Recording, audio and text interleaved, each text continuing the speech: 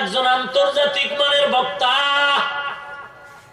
আমি একজন মুফতি আজম, আমি খতিবে আজম, আমার মতো বড় আলেম কেউ নাই। আল্লাহর কসম, দুনিয়ার সব এলেমের থেকে বড় এলেম ছিল ইবলিসের মধ্যে জমা।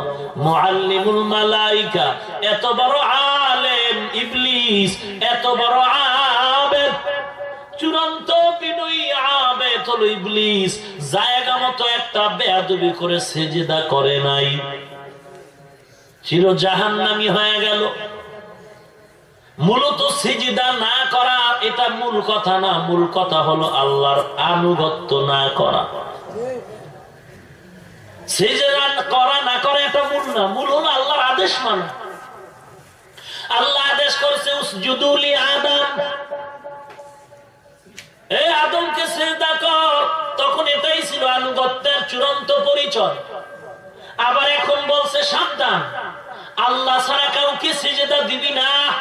এখন সিজদা না দেওয়াটাই হলো চূড়ান্ত বিজয়ের পরিচয়। এখন যদি কোনো ভণ্ড আদমের সিজদা দেওয়ার দলিল দিয়া বলে আমরাও পীরের কদমে মাজারে সিজদা দিব, ইবলিস যেমন সিজদা না দিয়া জাহান্নামী হয়েছে, তুমি পণ্ডিতি করে সিজদা দিয়া তুমি জাহান্নামী। তুমি সিজদা দিয়া জাহান্নামী, কারণ এখানে সিজদা মাকসাদ না, আল্লাহ পাকের আদেশ মানাটাই মাকসাদ। আল্লাহর আদেশ ছিল সিজদা করা, এখন আদেশ হলো সিজদা না করা। ইবলিস সিজদা না করিয়া যেমন জাহান্নামী, তোমরা আল্লাহ ছাড়া অন্যের কদমে সিজদা করিয়া জাহান্নামী। মাজারে সিজদা দিতে পারো, কবরে সিজদা দিতে যদি পারো, পীরের পায়ে যদি সিজদা দিয়া কপাল ঠেকায়া দাও, তোমার কাছে একটু প্রশ্ন, আসমানের মালিক, জমিনের মালিক, তোমার হায়াতের মালিক, মরণের মালিক যে আমার আল্লাহ, মাজারে সিজদা দিতে পারলা, পীরের কদমে সিজদা দিতে পারলা, আল্লাহর কুদরতি কদমে সিজদা দিতে কে তোমারে বাধা দেয়? কি তোমার অসুবিধা? মাজারে সিজদা দাও, কবরে সিজদা দাও, তুমি ফিরবা না, ঝগড়াও করব না, কিলাকিলি করব না, হেদায়েতের দোয়া করি। তবে তোমার কাছে আমার আবদার, মাজারে কবরে যদি সিজদা দাও, আল্লাহর মোহাব্বত নিয়ে বলি রে বাবা, আল্লাহ কদম মসজিদে গিয়া সিজদা দিও। এই মাজারে সিজদা নিষেধ করছি, তুই ওখানে এক সিজদা দিবি, 24 ঘন্টায় আর মাথা উঠাবি না, এটা মোহাব্বত। কিন্তু আবদার করেছি মসজিদে গিয়ে সিজদা দিবি মাঝে মাঝে। আমার অন্তরের ধারণা মসজিদের সিজদায় সব ভণ্ডামি বন্ধ হয়ে যায়।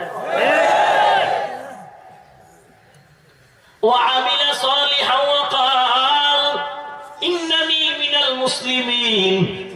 বান্দা তুমি মানুষকে দিনের দিকে দাওয়াত দিয়া নিজেকে মনে করো আমি মুজাদ্দিদে জামান, আমি মাহবুবে সুবহানি, কুতুবে রব্বানি। না না না, তুমি আল্লাহর কাছে নিজের দিলটাকে এমন বিলীন করে দাবি করো আমি মুসলমান। মুসলমান মানে চূড়ান্ত বিনয়ের পরিচয় দিয়া যারা আল্লাহর অনুগত্য করে, আমি আল্লাহর কাছে চূড়ান্ত বিনয়ী একটা গোলাম। ওরে দুনিয়ার মুসলমান একটা লাশ জিন্দা মানুষের সামনে রাখার পর, জিন্দা মানুষের সামনে লাশটা যেমন দুর্বল, লাশটাকে যদি ডানে টানে ডান দিকে যায়, বামে টান দিলে বাম দিকে যায়। ওরে বান্দা তুমি আল্লাহর আনুগত্যের দরবারে এতই দুর্বল, ওরে কালেমার লাগামটা আল্লাহর কুদরতি হাতে ছেড়ে দাও। নিজের ইচ্ছা মতো চলা যাবে না, কথাও বলা যাবে না।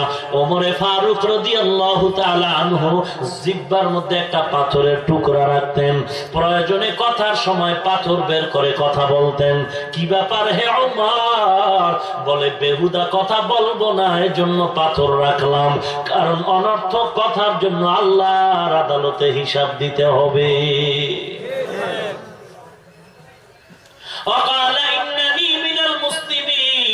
আমি অমুক দলের সভাপতি, সেক্রেটারি, না না আমি মুসলমান, এই পরিচয়টা যদি দিলের মধ্যে ঢুকায় দাও, আমি মুসলমান, আমি আল্লাহর কাছে একটা গোলাম, আমি আল্লাহর গোলামি তো ঠিক মতো করতে পারি না, যেভাবে নামাজ দরকার ওইভাবে নামাজ আমার হয় না। কেমন দরকার ছিল? বলে নামাজটা তুমি এমন ভাবে পড়া দরকার ছিল, আনতা আবুদাল্লাহ কাআন্নাকা তারা ফা ইন লাম তাকুন তারাহু ফা ইন্নাহু ইয়ারাক। এমন ভাবে নামাজ আদায় করো, ইবাদত করো যেন তুমি আল্লাহকে দেখতে পাও।